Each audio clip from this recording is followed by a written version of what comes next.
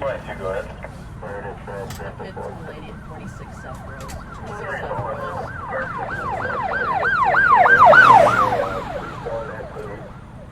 Road.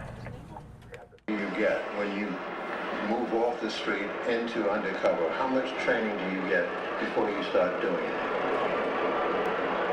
You get a month's training, but that month is more administrative and the new paperwork that you're going to be dealing with and what the procedures are than what you would really need as an undercover. And I believe that an undercover needs more hand-to-hand combat training, because majority of the times that undercovers get injured, they're in close proximity like you and I are. And an undercover's backup, I'm not talking about the backup being a team, the field team. I'm talking about his ghost, which is what we call it. Another undercover in close proximity. Your time that you have to kind of like defend yourself is very quick. I mean, so you really have to have some kind of combat training. But like I said, it's a month's training. And it's more administrative than anything. Give me a for instance when you say that there needs to be some sort of a team effort. 5 or 6 guys have to go out when you're going to make what you think is going to be a hit. How does that work? You are the guy who's going to make the buy that is going to be the basis of the collar. Where are your backups? Are they around the corner? Are they within eye view or what? It depends. You don't want them in eye view. You don't want your field team in eye view, because if I'm dealing with a dealer, a drug dealer, or if an undercover is dealing with a drug dealer,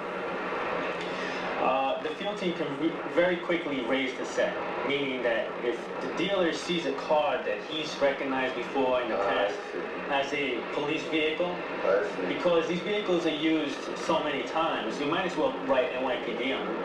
I mean, the vehicles are dirty. I mean, it's very noticeable. Every dealer out there knows pretty much they spot the cars right away. So you don't want them in close distance. That's why the undercover has a ghost. That ghost pretty much fits the set. He fits the description, or he fits the profile, or he fits, basically as a street person, not a person that is in a uniform or in a raid jacket gear. And he's with you? He's close proximity. Sometimes he could be walking with you. But he's in a very close distance. I see. Why would an officer, knowing what the inadequacies are, go out? Is it worth it, really?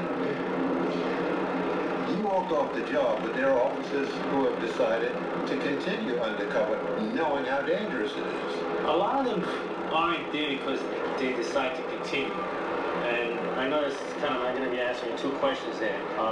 Let me start with the first one. The reason why undercovers or detectives or cops do it. We know it's a dangerous job.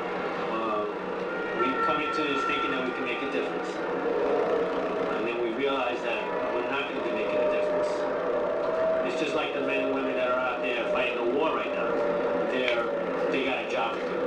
They don't want to leave their family. They know the possibilities of getting killed are there by them going out there. But it's a job. You have to defend your country. So we have to defend our city from the drug dealers and the guns that are being sold out there, from the actual criminal element. So we understand there's a danger to it, but we expect that the department's going to do everything possible to comply to safe procedures. That's what we ask. The minimum.